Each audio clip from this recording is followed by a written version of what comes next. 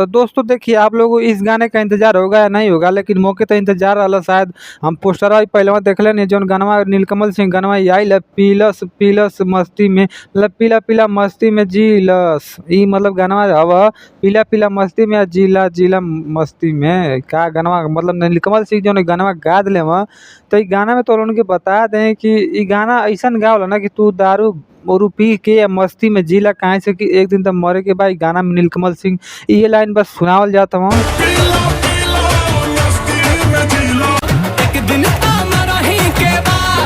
तो ई सुनला के बाद जितना भी पिए करी सिए करी हम सुनन की, तो और मतलब मस्त मतलब जिले के लाइफ स्टाइल जिले के मतलब कि और खूब एनर्जी आ जाई। काहे से कि नीलकमल सिंह ई बतिये साफ साफ कहत हूँ कि पीला पीला मस्ती में मतलब दारू सारू, काहे से कि एकरी बात तो मरे के अइले भाई, मतलब गाना में बतावत हव।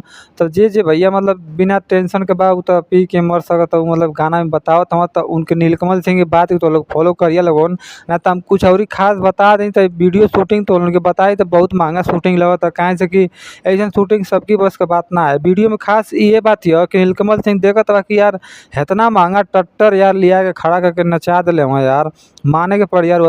का 955 वाला ट्रैक्टरवा देखत हन, बहुत महंगा ट्रैक्टर लगता है कि अब स्वराज वाला। आजकल देखबा तो हर वीडियो मतलब ट्रैक्टर लिया लिया के हर गाना में मतलब खड़ा कर दिले थे वहाँ लोगन।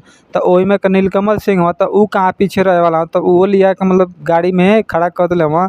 आ जे पे तू देख सकत बा कि पब्लिक झूल झूल के मतलब वीडियो खिंचवावत ह।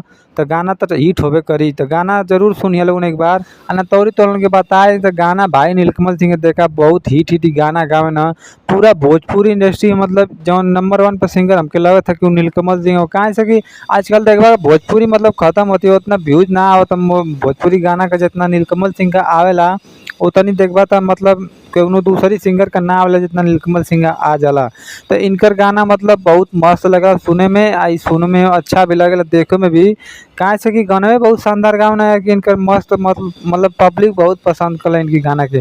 तो वही में कई गाना है भाई लोगन, तो अब पता ना आगे जाके मतलब ये गाना कुछ अपन नाम बनाई कि ना बनाई, लेकिन हम बतावत ये गाना शायद हिट हो जाए उतना हमके लगत है।